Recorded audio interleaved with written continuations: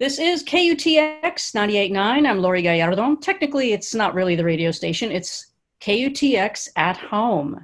And I am pretty stoked because today's guest I have referred to on the air as a mastermind. I'm taking great liberties, but you know what? It's coming from the heart.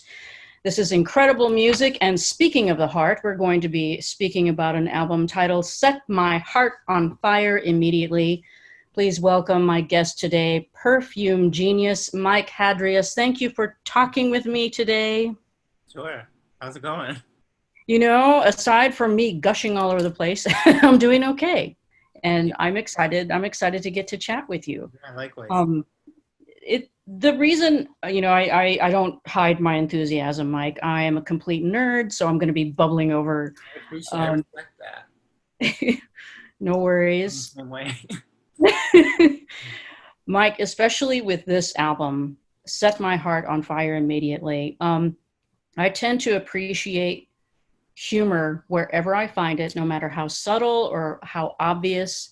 And I just love the title, first of all, because of what I was feeling with the entire thing in general, but because it's like, this is the command, set my heart on fire immediately, no exceptions.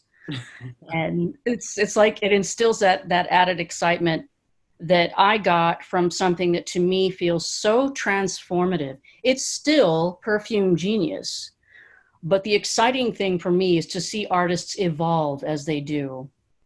And this is incredible. And I'm going to start by asking about the musicians that you had working with you on this particular piece. You have got some badass individuals joining you, a badass individual. Tell me how this came about. And you did it very quietly too. This isn't like, hey, look at me, I'm bragging and I'm cherry picking, these wonderful. I have bragged, but maybe not like super publicly.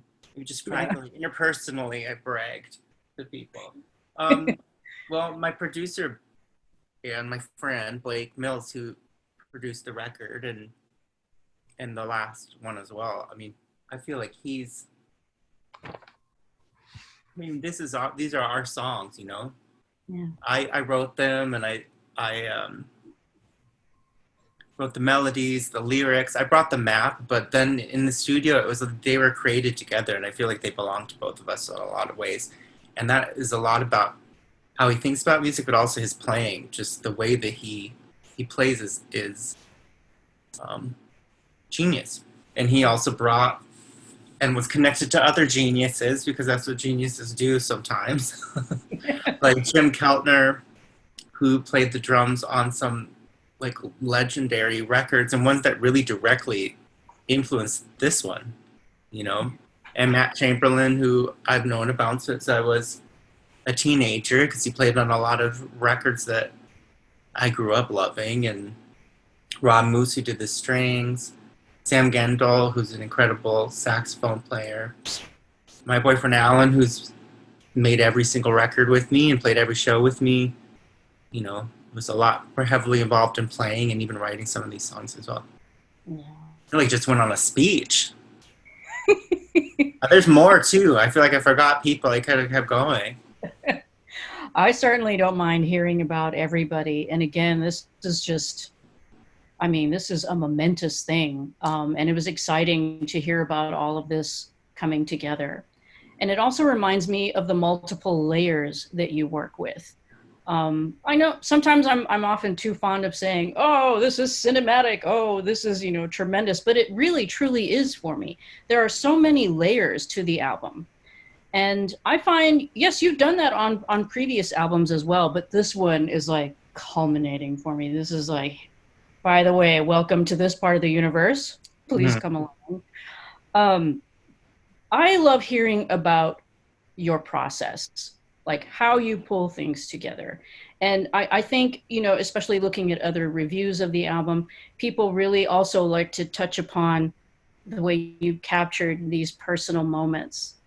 I hear the word awkward or just, I don't know, passionate's kind of overused for me as well. Tell me about, please tell me about your process. I love how you have captured specific moments. because these are so relatable. Mm-hmm.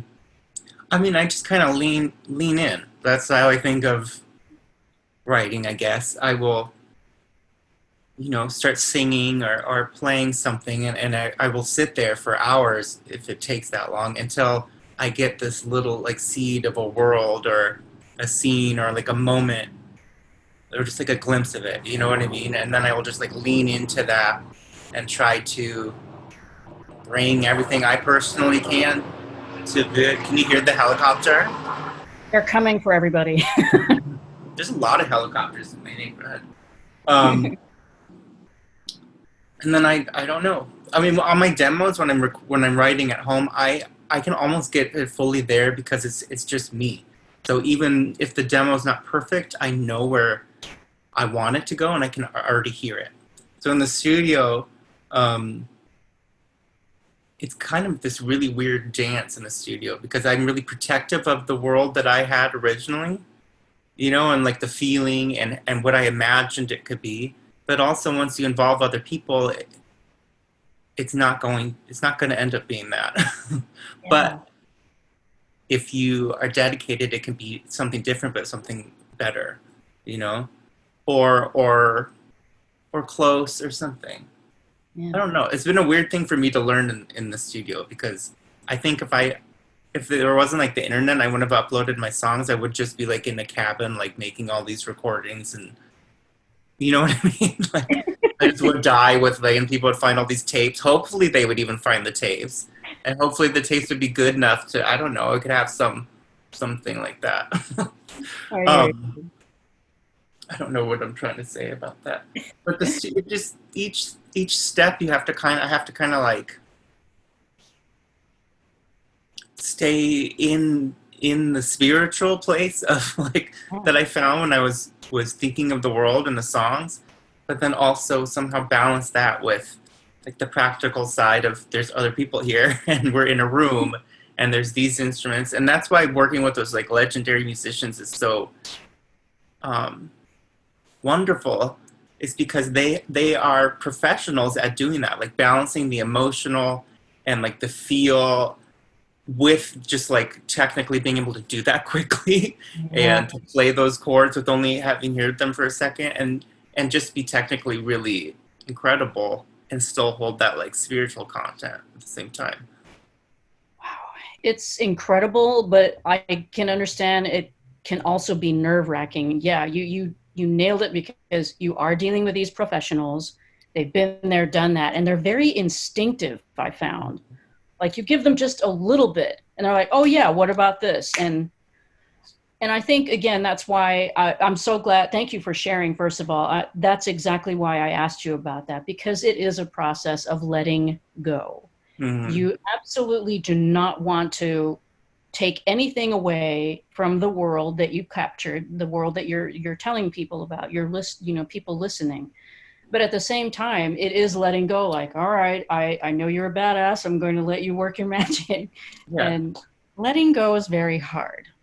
Well, I mean, the whole project is like that in a way, because it's weird for your ego, because I'm not going to be listening to it after I make it. Like, it's for other people. So like I wanted to have this like free willy, like, I don't know, like really nostalgic, free willy, like warm vibe, just because that's pleasing to me. But then I'll have other people in the room kind of like cocking their head and like, well, maybe we should bring a little bit of like conflict to it or something, And then I will have to kind of step back and be like, you know what? Even if I make it full on Free Willy, I'm probably not going to be listening to that. I'm just going to actually listen to the Free Willy soundtrack. Not my version of it. So maybe I should bring these different ingredients into it. And that doesn't mean that it's a different song or it's not me anymore, or it ends up being better, and a lot of times it ends up being more of what I wanted to say and more of what I was trying to communicate, because I'm actually communicating while I'm doing it. Naturally. And another thing, kind of off subject, but I have been curious about this, and I ask a lot of artists. Here we are, we're dealing with quarantine. Otherwise, we would have you in Studio 1A, hopefully performing live. But, we're doing this. And I wanted to ask, have you been engaging in any live stream performances lately, or have you just really kept it to interviews? How has your experience been? I think I did a couple. Me and Alan did a couple sessions, kind of in the beginning of everything, and now we've actually been rehearsing a little bit safely. And I hope to do something. I don't know. I'm just really missing performing. I'm really missing having the band and just feeling that like energy that we could all make together. And so I'm hoping to do something more showy and streamed soon. I have many friends who are huge fans, and the thing that they keep locking in on, and again, it's something else I'm obsessed with, is the live performance of Perfume Genius. And I can only imagine, I look forward to it. Whatever you have put, whatever magic you put on this album, I can only dream about how it's going to be experiencing that live. So thank you for that album. That is fantastic. Thanks for talking to me about it. Absolutely. My guest today, Mike Hadreas, Perfume Genius. And again, you need to get a copy of this album. Run, Don't Walk. The title is Set My Heart on Fire Immediately. And again, Mike, thank you so much for speaking with me today. This has been awesome. Take care of yourself. You too. Doing the best we all can. Trust me. This is KUTX 98.9, the Austin Music Experience.